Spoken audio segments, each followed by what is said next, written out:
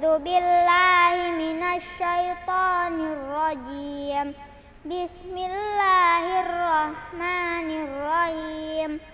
Tabarakalladzi biyadihil mulku wa huwa ala kulli syai'in qadir.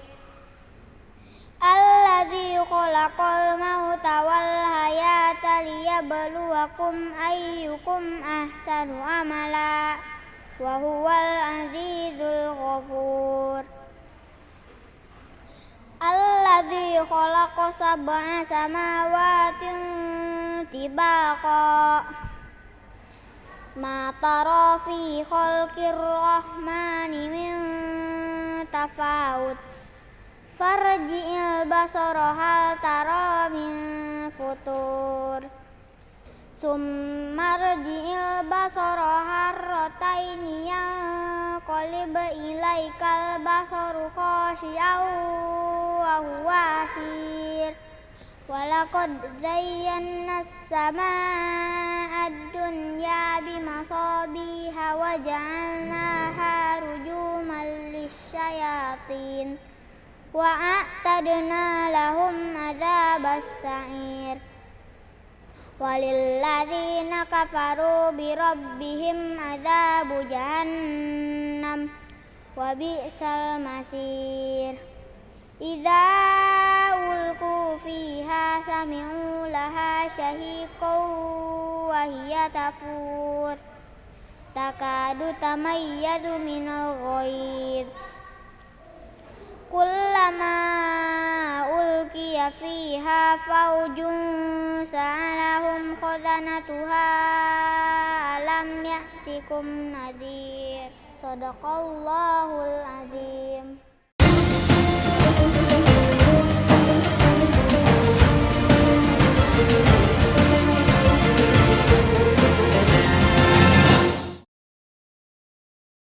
Bismillahirrahmanirrahim. Assalamualaikum warahmatullahi wabarakatuh. Alhamdulillahi rabbil alamin. Wassalatu wassalamu ala ar-rasulil amin Sayyidina Muhammadin wa ala alihi wa sahbihi wa ummatihi ila yaumiddin wa ba'du. Pemirsa, saudara-saudariku dimanapun Anda berada, berjumpa kembali dalam program Aku Suka. Di hari ke-26, alhamdulillah, bersyukur pada Allah Subhanahu wa taala, kita telah diberikan kesempatan untuk beribadah sampai di hari ke-26 di bulan Ramadan ini. Semoga kita semua tetap semangat, mengencangkan ikat pinggang, memburu kemuliaan penghujung Ramadan ini yang belum tentu ditemukan di tahun berikutnya dengan perlombaan kita akan ajal yang boleh jadi kapan saja bisa menjemput. Pun demikian, semoga Allah Subhanahu wa taala berkenan menerima seluruh amal ibadah yang telah kita tunaikan hingga di hari ke-26 ini. Saudara-saudariku, hari ini kita akan belajar sesuatu yang sangat penting dan begitu menentukan apakah ibadah siam yang kita tunaikan dan telah kita tenun dengan lelah dari hari pertama setidaknya sampai hari ini mendapat penerimaan di sisi Allah Subhanahu wa taala berdasar keterangan firman Allah di Al-Qur'an, penjelasan Rasulullah dalam hadis-hadisnya, atau boleh jadi kita masih terus berjuang untuk bisa mendapatkan penerimaan terbaik di sisi Allah Subhanahu wa taala. Pertanyaannya, apa indikator keberhasilan siam seseorang dalam narasi Al-Qur'an dan sunnah Rasulullah SAW? Itu yang akan kita coba turunkan dalam pembahasan Aku Suka di episode ini. Baik, dengan cepat kita berikan keterangan indikator keberhasilan puasa atau ibadah siam Ramadan. Baik teman-teman, dimanapun Anda berada, hal yang paling menarik dari uraian Al-Quran ialah senantiasa memberikan satu informasi secara terukur, lengkap, simultan, dan yang paling luar biasa, dan ini menunjukkan keistimewaan Al-Quran, tidak pernah menyisakan celah dalam keterangannya. Diberikan sebuah perintah, disampaikan dengan jelas cara mengeksekusinya, disampaikan tantangannya, solusinya, persoalan-persoalan yang mungkin terjadi saat penunaiannya, plus demikian pula ukuran keberhasilan dalam penunaiannya.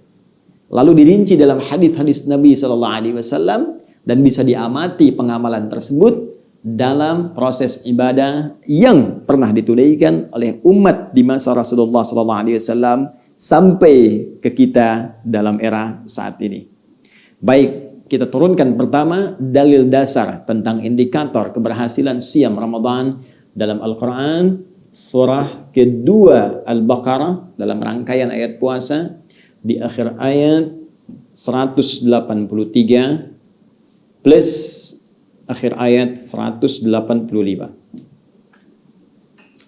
Kita mulai dulu dengan cepat pada bagian pertama, ayat 183 di surah yang kedua, surah Al-Baqarah, sebagai dasar kewajiban siam Ramadan yang kita tunaikan. Baik, mari kita baca cepat. Bismillahirrahmanirrahim.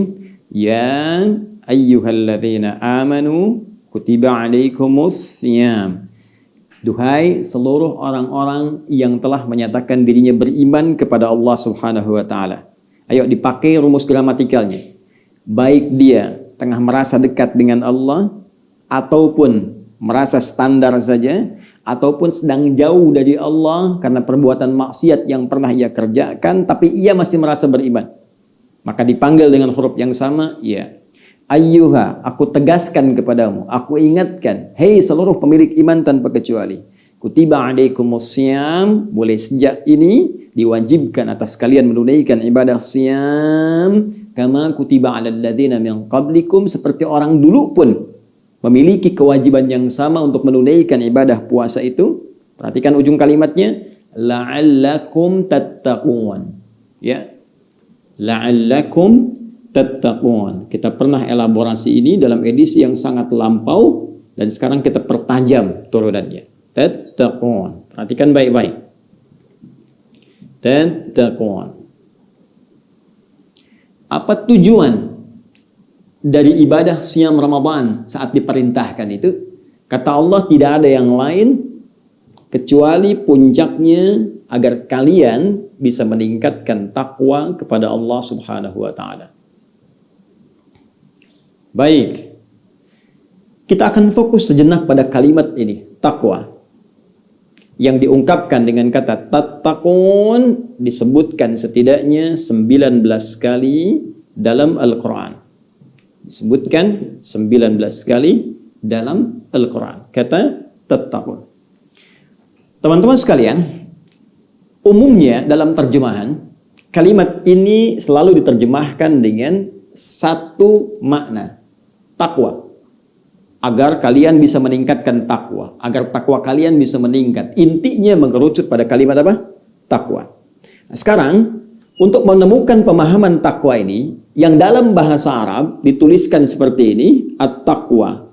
Ya, bahkan nanti dalam narasi Al-Qur'an pun kita temukan kalimat ini, ya.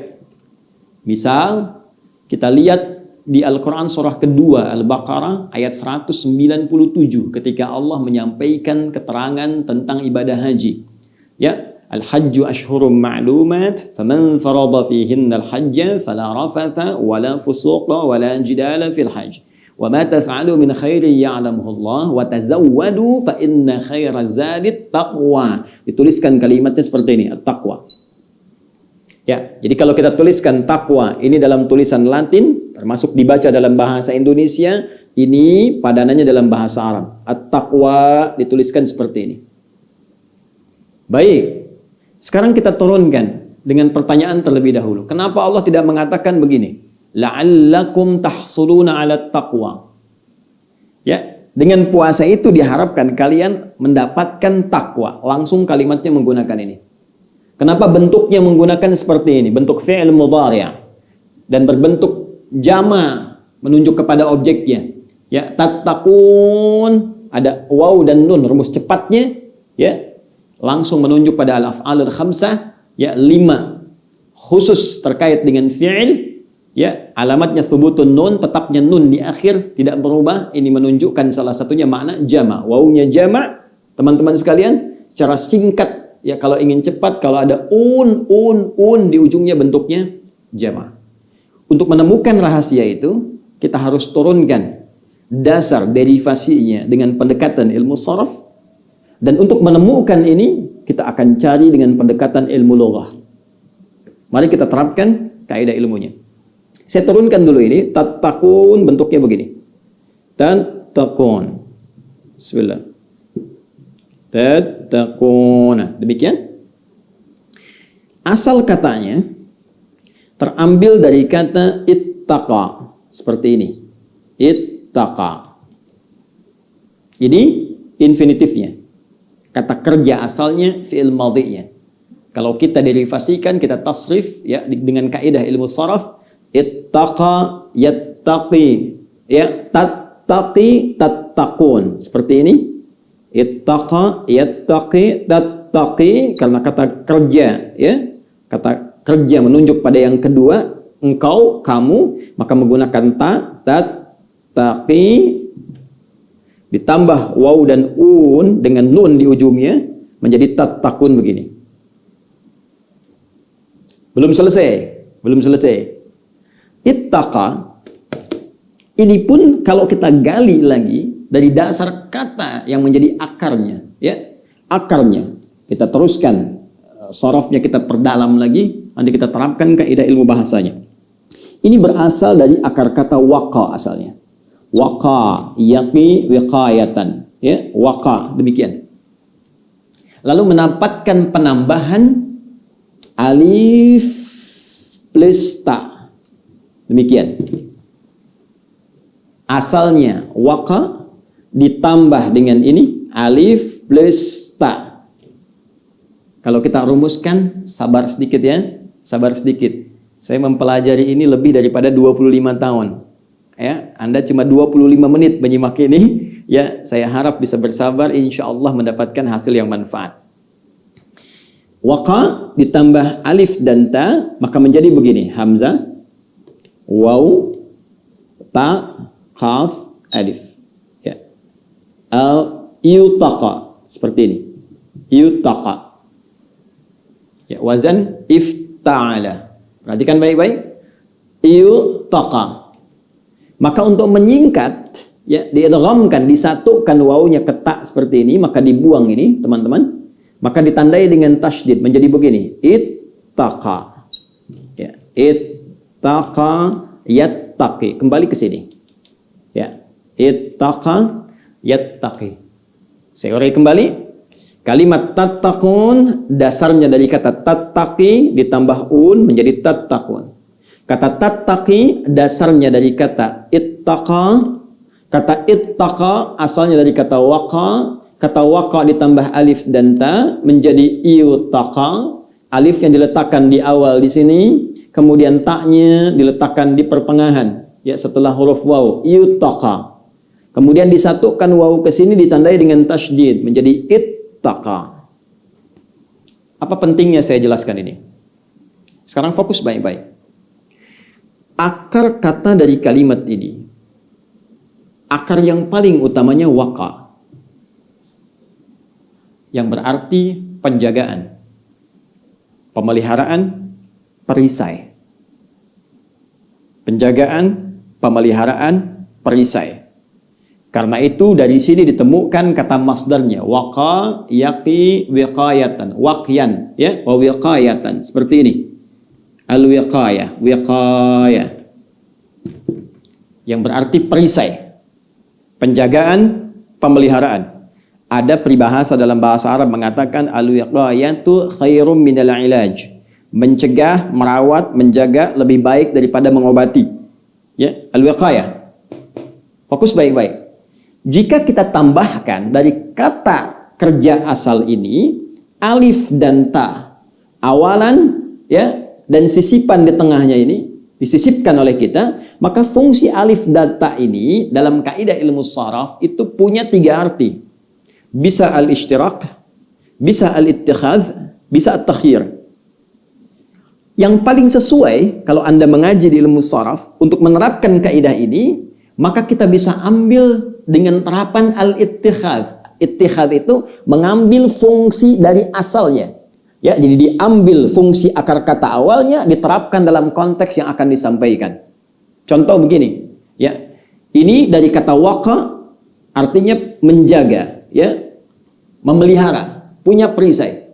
Lalu saya terapkan alif dan ta, ya, untuk menerapkan fungsi ittihad seperti ini. Mengambil sesuatu dari fungsi asalnya. Saya katakan ittaqa, sambung dengan kalimat ittaqal jundiyu, misalnya ittaqal jundiyu, ya, seorang tentara mengambil perisai, ya, mengambil perisai dipakaikan pada dirinya. Ya, jadi dari kata waqa ditambahkan alif dengan ta untuk menunjukkan makna mengambil sesuatu dari asal katanya. Asal katanya waqa berarti perisai, memelihara, menjaga. Ittaqa mengambil perisai atau penjagaan, diterapkan pada badannya, diterapkan pada dirinya. Nah, dari kata ini, kalau sudah kita paham asal katanya, kita jadikan ke dalam bentuk kata kerja kedua, ya, setelah itu dibentuk jamak. Waqa dari wiqayah, perisai, penjaga, pemelihara. Ittaqa mengambil perisai untuk dikenakan, untuk dijaga, ya, untuk jadikan pemeliharaan dalam diri kita. Tattaqi, kamu mencoba untuk mengambil perisai, kamu terapkan pada dirimu untuk memelihara, menjaga dirimu. Kalau banyak, tattaqun, kalian. Kalau enggak kita batasi, jadikan umum, tattaqun saja. Jangan batasi yang ada di masjid saja, yang ada di rumah saja, yang ada di kantor saja. Kita buat umum, tattaqun. Maka artinya secara spesifik kalian berusaha mengambil perisai untuk diterapkan pada dirimu agar menjaga, memelihara engkau dalam kehidupan.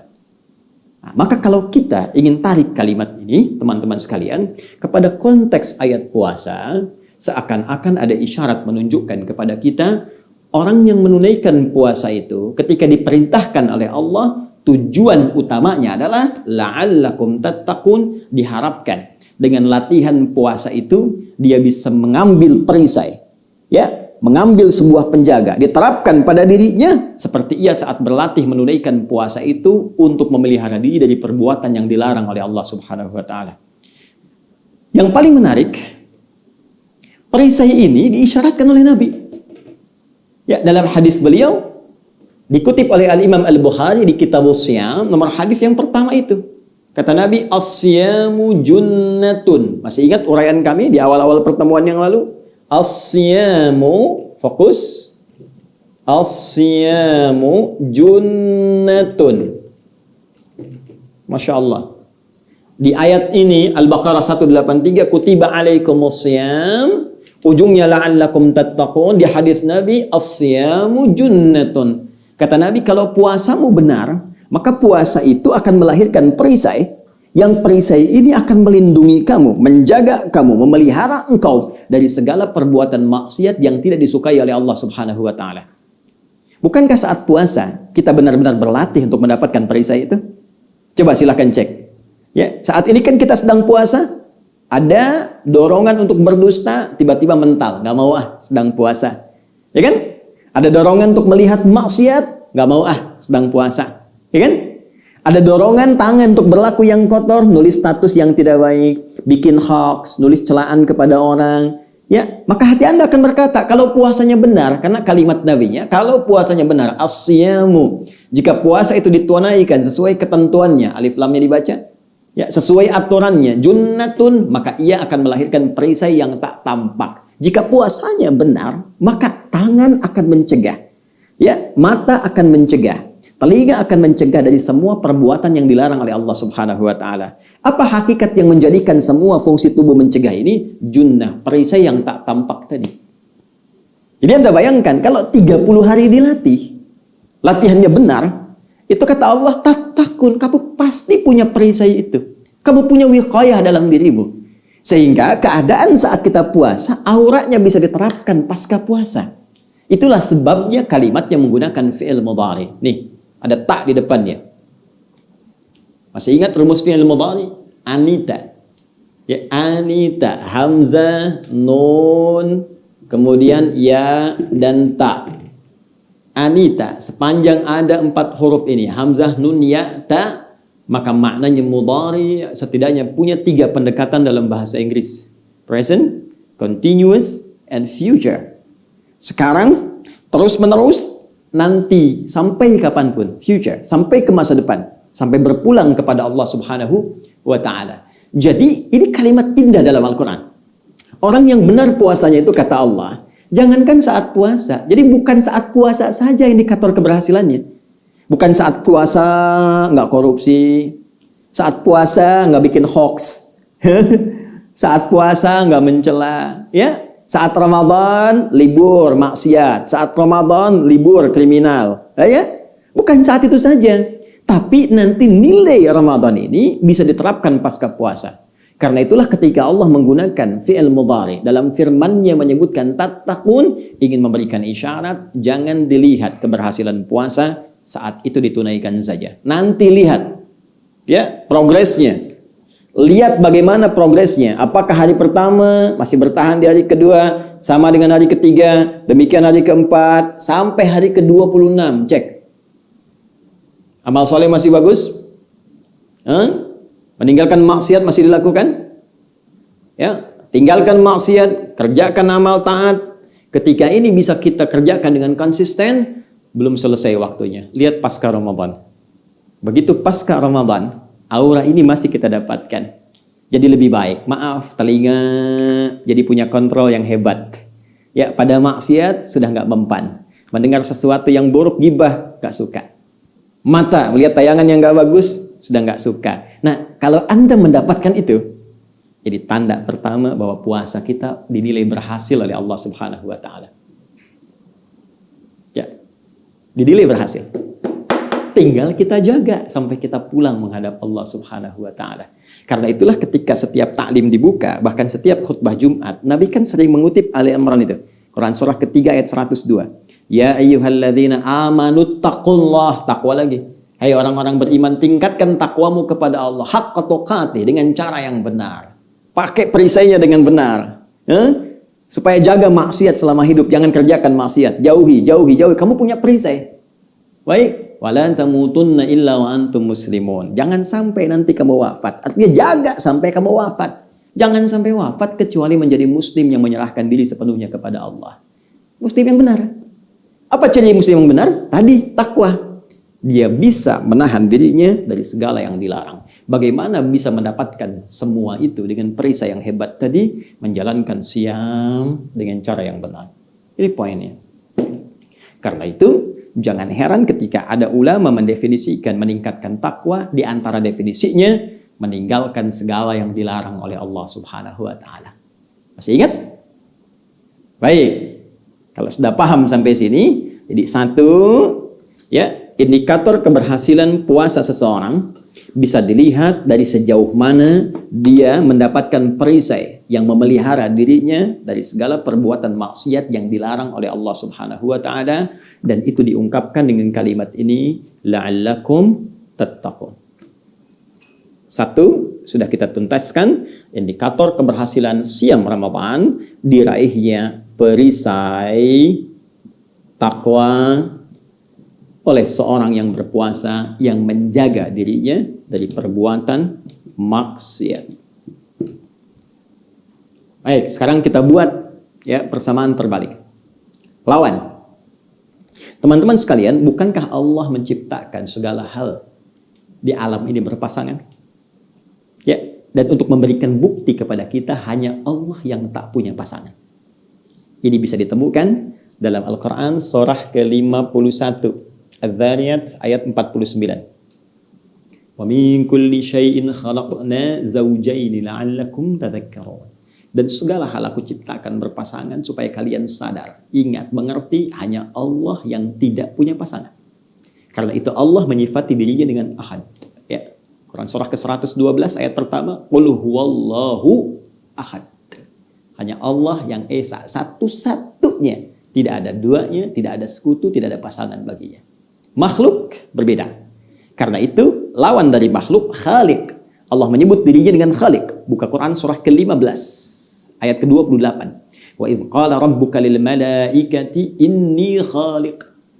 Dan ingatlah, pelajari ketika Rabbmu Muhammad SAW berfirman, menyampaikan pada semua malaikat dan sebagian jin yang ada pada saat itu. Saya, kata Allah, Khaliq, saya pencipta. Kita makhluk. Ya, karena makhluk, masuklah dalam hukum tadi di sini. Ya, ada pasangan. Manusia, ada laki-laki, ada perempuan. Hewan, ada jantan, ada betina. Tumbuhan, ada benang sari, ada putih. Ya, nuansa alam, ada siang, ada malam. Ada gelap, ada terang. Baik, demikian sifat. Ada baik, pasti ada lawannya buruk. Nih, ada soleh, ada salah. Kalau kita mau turunkan, baik, tetap ada lawan juga. Turunan dari baik ini, ada jujur misalnya, teman-teman sekalian. Ada lawannya juga, dusta. Ya, Anda mau katakan tidak ada dusta di antara kita, tetap dusta akan ditemukan. Dan pasangannya apa? Jujur. Dusta diciptakan untuk menjadi katalis supaya jujur itu nampak. Baik, sabar di sini. Ya, di sini ada marah yang tidak terkontrol. Ya, di sini ada rendah hati misalnya. Di sini ada sombong, selalu berpasangan. Nah, sekarang kembalikan pada kaidah tadi. Karena orang puasa dan puasanya benar ditunaikan memiliki perisai ini. Dan perisai ini bisa menghambat maksiat yang datang, tolak. Sehingga pelaku maksiat itu tidak punya peluang, teman-teman sekalian, untuk bisa menembus ini. Perbuatan maksiat, ya bisikan maksiat, sifat dan sikap maksiat tidak akan bisa menembus orang yang taat yang memiliki perisai takwa. Karena maksiat membawa ini, sifat-sifat buruk, dan ini tidak tembus. Kalau sudah tidak tembus, maka konsekuensinya yang ini akan naik lawannya. Pasti akan naik. Sederhana prakteknya. Kalau kita mau turunkan begini, orang kalau ingin jadi orang baik, sederhana kaidah Qurannya, tinggalkan perbuatan buruk. Bukankah kalau nggak ada dusta, artinya tinggal jujurnya? Bukankah kalau tidak ada marah, artinya tinggal sabarnya? Ya, prakteknya juga sangat bisa kita analisis. Orang yang tidak pernah berkata kotor, karena tidak ada kosakata kotor, kan artinya dia tinggal punya kosakata yang baik saja. Karena itu orang-orang baik, kenapa nggak sanggup berkata kotor? Karena nggak punya kosakata kotor. Sebaliknya, orang yang kata-katanya kotor, kenapa keluar kotor? Karena pulsa kebaikannya nggak ada. Kuotanya habis. Dia belum isi pulsa lagi, isi pulsa kebaikannya belum muncul, sehingga nggak keluar. Ya. Mohon maaf nih, kalangan golongan tertentu misalnya yang senantiasa berbuat maksiat, tindakannya kasar, kan susah berkata yang baik. Karena nggak punya cadangan, nggak punya stok kebaikan. Sebaliknya, kiai, ulama, habib, ustadz, susah berkata yang kotor. Karena banyak yang baiknya. Sehingga yang kotornya itu nggak keluar. Jadi kalau ada seorang ustadz, kata-katanya kotor misalnya, ya senang misalnya pada hal-hal yang tidak dibenarkan oleh syariat, ada celaannya, ada makiannya, dan sebagainya, patut dipertanyakan. Nah, karena itu kita kembalikan ke sini. Kaidah ini teman-teman, secara singkat, kalau yang buruknya sudah hilang, maka yang baiknya akan naik ke permukaan. Ya, karena itu, sifat takwa, kalau sudah punya perisai, secara otomatis akan mendorong yang baik muncul ke permukaan. Naik ke atas. Ya, sehingga dengan itu mudah bagi dia menunaikan segala jenis-jenis ketaatan. Inilah yang menjadikan redaksi orang takwa di Al-Quran sering disikapi dengan mudah menunaikan amal soleh. Silahkan cek. Kalimat takwa pertama ada di Quran surah kedua, ayat kedua sampai 5. Anda perhatikan betul kalimatnya. Dzalikal kitabu la raiba fi hudal lil muttaqin. Isi Al-Quran itu jangan diragukan, ya, kandungannya. Jangan diragukan seluruh informasinya. Jangan diragukan semua isinya. Dan dia akan memberikan petunjuk pada orang takwa. Siapa orang takwa dimaksud? Lihat ayat 3-nya. Alladzina yu'minuna bil ghaib wa yuqimunas shalah. Yaitu orang yang senantiasa berusaha meningkatkan imannya kepada Allah walaupun Allah belum tampak dalam pandangannya saat di dunia. Allahu Akbar. Lalu dia mudah sekali untuk meningkatkan salat dengan cara yang benar. Mudah mengerjakan salat. Wa mimma razaqnahum yunfiqun. Mudah untuk berinfak. Walladzina yu'minuna bima unzila ilaik. Mudah berinteraksi dengan Al-Qur'an. Ya, wa ma unzila min qablik, yakin dengan kitab-kitab sebelumnya yang diturunkan pada sebelum Nabi Muhammad SAW. Nabi-nabi sebelum beliau. Ya, wabil akhirati hum yuqinun. Kemudian mudah mendekat kepada Allah untuk meraih akhirat yang baik. Yakin dengan hisab, yakin dengan ketentuan akhirat. Tuh. Jadi orang takwa itu terbebas dari maksiat, mudah mengerjakan yang taat, bebas dari yang buruk, dekat dengan yang baik, jauh dari yang salah, dekat dengan yang saleh. Karena itulah teman-teman sekalian, ulama kita secara mudah menyimpulkan kata takwa ini dengan kalimat menjalankan perintah Allah dan menjauhi larangannya. Nah, kalimat itu asalnya dari sini. Dari analisis ini. Ya, kita yang awam tuh tinggal ambil aja. Sedangkan ulama kita yang belajar menggali sampai di sini. Lihat bahasanya dari sini, ambil dari sini, ketemu di sini. Kadang ngafalin tasrif dulu, ya. Fa'ala yaf'ilu fa'lan fahuwa fa'ilu, ladzaka maf'ulun, fa'ala yaf'ulu, fa'ala yaf'alu. Ya, tambah ini, tambah itu, tambah 2 huruf, tambah 3 huruf. Apa manfaatnya melahirkan makna ini? Kita tinggal ambil kesimpulannya. Melaksanakan perintah Allah, menjauhi larangannya. Tapi bagaimana mendapatkan itu secara sempurna? Ini analisisnya. Dan momentum yang paling bagus saat puasa. Untuk bisa menghadirkan nilai takwa dalam diri kita, puasa itu momentum sangat dahsyat. Makanya kalau Anda nggak serius Ramadan tahun ini, Allahu Akbar, rugi. Karena nunggunya tahun depan lagi, setahun lagi. Itu pun kalau masih hidup.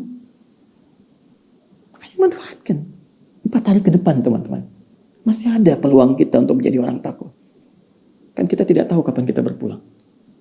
Indah, begitu berhasil kemudian wafat misalnya. Dan wafat dalam keadaan status orang takwa. Ya, karena itu kesimpulan cepat menjalankan perintah Allah, menjauhi larangannya diambil dari analisis ini. Ketika serius menjalankan puasanya, lahir perisai takwanya. Dengan perisai ini hilang keburukan-keburukan sehingga ditinggalkan maksiat yang Allah larang, muncul kebaikan-kebaikan sehingga mudah mengerjakan kebaikan yang diperintahkan. Ini asalnya. Kalau ini sudah berhasil secara otomatis, teman-teman sekalian, nih, kebaikan datang, naik, keburukan hilang, tenggelam. Maka muncul sifat baru. Ya, sifat baru. Apa sifat baru itu? Itu yang disebut dengan nama ini, at-taqwa. Sebab kalau kita mau konsisten dengan tasrif, tasrifnya berbunyi begini. Waqa yaqi wiqayatan aw waqyan. Karena itu nanti Ibnu Sidah misalnya menyebutkan asal kata takwa ini, teman-teman sekalian, tulisannya begini. Waqwa katanya. Waqwa. Kemudian diganti wawunya dengan ta menjadi takwa. Ya, Al-Azhari menyebutkan begini, asalnya taqya. Ya. Kemudian karena ini asalnya waw, maka ya-nya diganti jadi waw, takwa. Kemudian alifnya menyesuaikan menjadi seperti ini. Takwa. Tapi terlepas kalau kita gali bisa banyak referensi, bisa rumit juga. Terlepas dari perbedaan-perbedaan tasrif ini, mereka semua sepakat bahwa takwa ini isim. Ismun. Dalam kaidah bahasa, ada ismun, ada musamma, itu beda. Musamma yang diberi nama, ismun, nama tersendiri, yang lahir dari satu sifat atau keadaan tertentu. Ya, asalnya, bentuknya dari waqa, yaqi, wiqayatan, waqyan. Masdarnya waqyan, wiqayah. Ketika itu kemudian ya berderivasi bahkan bertransformasi dari waqya menjadi takwa. Takwa ini menjadi nama tersendiri ketika terkumpul semua sifat-sifat tadi. Ini kalau masih berjuang, masih wiqayah tadi ini. Kita sekarang berjuang nih dalam puasa, masih wiqayah, berusaha mendapatkan perisai. Ini junnah yang disebutkan Nabi SAW. Kalau sudah dapat, ukur. Bisa meninggalkan maksiat, ya saat ini pasca puasa, maksiat kita tinggalkan semampu kita. Taat kita kerjakan semampu kita. Ketika bertahan itu semua sampai menghadap Allah, maka sifat yang dihasilkan tadi membentuk kepribadian. Senang ibadah, meninggalkan segala yang salah. Sifat itu namanya, isimnya takwa. Takwa itu kumpulan kebaikan. Nama baru dari sebuah kumpulan kebaikan yang dihasilkan dari perjuangan panjang untuk mendekat kepada Allah Subhanahu wa Ta'ala.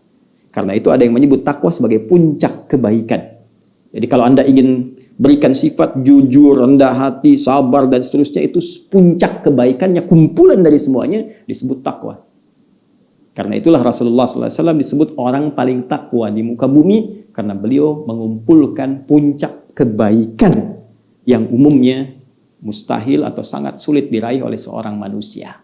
Puncaknya mengerucut pada pribadi Rasulullah SAW sehingga disebut teladan di Quran surah ke-33 ayat 21 itu.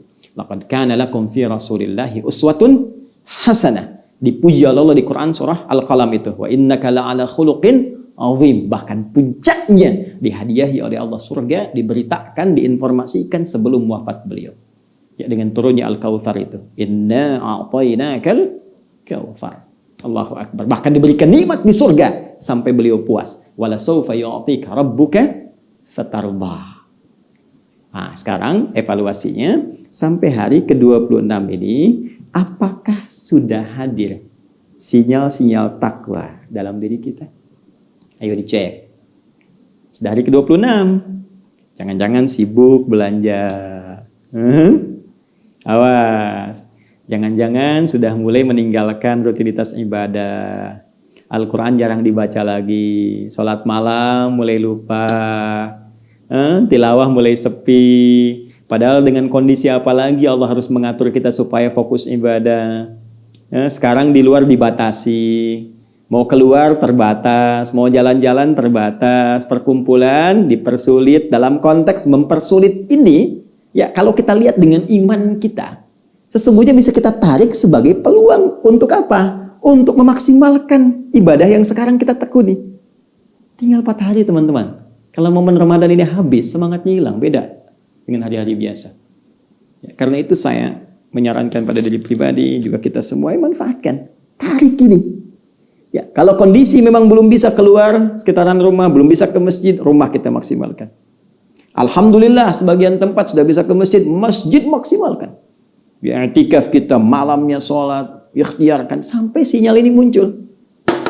Sampai begitu buka handphone, ada gambar yang gak bagus, Allahu Akbar. Biasanya agak lama begitu kan?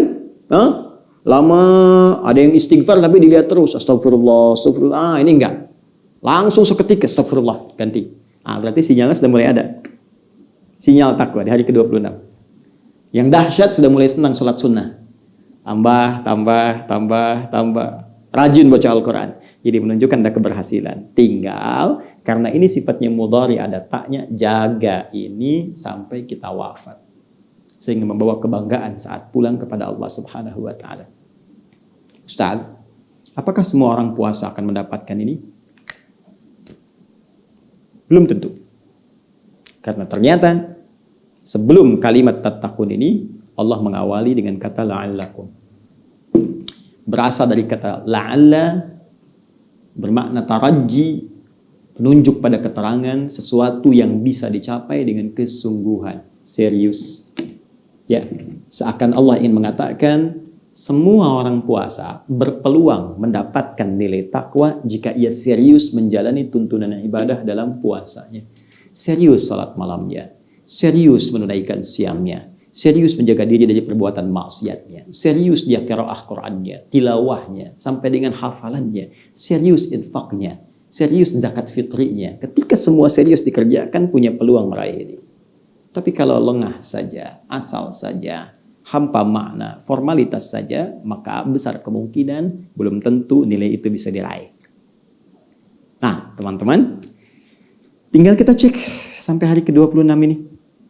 Bila itu kita dapatkan, setidaknya jaga sampai dengan titik perjuangan itu berakhir di puncak Ramadan. Ya, insya Allah di bulan ini hari ke-30 selesai kita tunaikan, maka Allah akan berikan tanda langsung diucapkan di lisan kita. Dan jika ini diucapkan dengan lisan yang nyaman, hati yang tentram, semangat yang luar biasa, ini menunjukkan takwa itu sudah bersemayam dalam diri kita, tinggal dijaga. Ya. Dan kalimat yang Allah langsung titipkan lewat lisan kita itu langsung pula diberikan turunan ayatnya di paket ayat puasa. Dan itu yang paling dahsyat. Begitu diucapkan akan ada getaran kepada jiwa kita. Nah, pertanyaannya, apa kalimat yang dimaksudkan? Bagaimana saat kita mendapatkannya? Kapan kita mengucapkan itu? Itu yang akan kita gali pada edisi Aku Suka di hari ke-27 esok, insya Allah tetap di channel yang sama, YouTube Adi Hidayat Official, dan dengan izin Allah Subhanahu wa Ta'ala kita akan sempurnakan materi kita sampai ke praktek salat Idul Fitri. Apakah di lapang? Apakah di masjid? Ataukah bagaimana cara menunaikan sholat Idul Fitri edisi di rumah saja? Tetap bersambung bersama kami dalam tayangan program Aku Suka hingga Ramadan berakhir dengan izin Allah Subhanahu wa Ta'ala. Semoga Allah menerima siyam kita, menerima ibadah kita, mengampuni dosa-dosa kita. Jika ada yang benar dari kultum ini, maka sesungguhnya itu petunjuk Allah untuk segera kita amalkan. Jika ada yang keliru, maka itu mutlak kesalahan saya. Silahkan Anda tinggalkan dan ambil pendapat ustadz lain yang lebih baik yang sekiranya membuat jiwa kita tentram, mampu mendekatkan diri kita kepada Allah Subhanahu wa Ta'ala dan memperluas wawasan kita untuk bisa bersikap baik dalam kehidupan. Subhanakallahumma wa bihamdika asyhadu an la ilaha illa anta astaghfiruka wa atubu ilaik wa akhiru da'wana alhamdulillahi rabbil alamin. Assalamualaikum warahmatullahi wabarakatuh.